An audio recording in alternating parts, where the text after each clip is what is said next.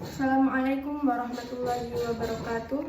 Wassalatu wassalamu ala asrafil anbiya'i wal mursalin Sayyidina wa maulana Muhammadin wa ala alihi wa sahbihi ajma'in, amma ba'du. Yang terhormat kepada Bapak Rektor, Bapak Ari Supratno, dan yang saya hormati Bapak Hanifuddin Mahatun selaku dosen pengampu mata kuliah psikologi belajar. Di sini saya akan menjelaskan tentang faktor psikologi yang terkait dengan pembelajaran PAI. Yang pertama ada faktor psikologi yang mengaruhi belajar. Yang pertama ada integrasi kecerdasan.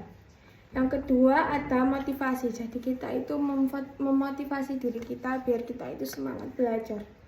Yang ketiga minat.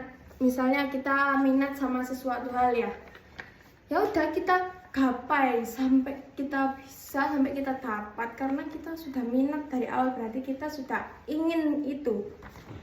Terus perhatian, jadi kayak kesiapan mental untuk fokus belajar. Jadi tubuh kita itu harus fresh, harus sehat saat mau belajar agar kita mudah memahami pelajaran.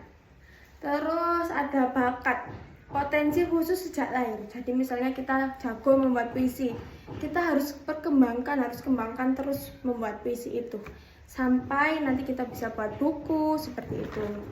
Terus keyakinan, kita itu harus yakin sama diri kita sendiri kalau kita itu bisa, kita itu mampu. Karena dari yakin itu nanti kita akan naik terus, karena kita yakin sama diri kita kalau kita bisa. Terus yang terakhir ada kebiasaan belajar. Rutinitas belajar yang baik akan menciptakan hasil yang optimal.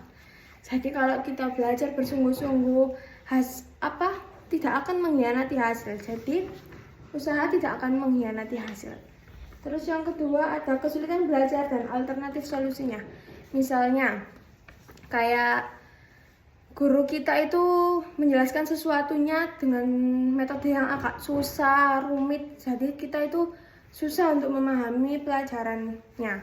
Nah, kita itu harus berani bertanya, Bu, berani mengeluarkan suara kayak, Bu, metode belajarnya kesusahan, saya susah mempelajarinya. Nanti ibunya pasti akan mengubah metode belajarnya biar lebih gampang.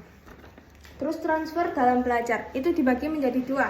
Ada transfer negatif dan transfer positif. Transfer negatif itu seperti kayak kita ngajarin orang mencuri. Jadi itu kayak kita mengajari ilmu mencuri ke orang, itu nggak baik. Terus kalau positif misalnya kita mengajak dia dalam kebaikan, atau dia nggak paham tanya ke kita, terus kita beritahu karena kita sudah paham. Jadi kita berdua sama-sama paham, seperti itu. Terus evaluasi hasil belajar sesudah dan sebelum. Jadi kayak misalnya sebelum belajar kita itu belum tahu apa-apa. Sesudah belajar kita jadi paham. Terus ada prestasi belajar. Jadi hasil yang dicapai murid setelah melakukan proses belajar dengan tujuan pembelajaran. Kayak misalnya kita itu habis belajar, jadi itu kayak prestasinya itu apa, misalnya kayak kita jadi memahami pelajaran ini, itu ukuran prestasi belajar. Yang terakhir hasil penilaian, menentukan apakah siswa paham pada materi yang dijelaskan, kemampuan sesuai dan sesudah dan sebelum. Jadi seperti itu. Jalan-jalan ke Surabaya. Sekian presentasi saya. Kurang lebihnya mohon maaf apabila ada salah kata, salah perbuatan, salah ucap.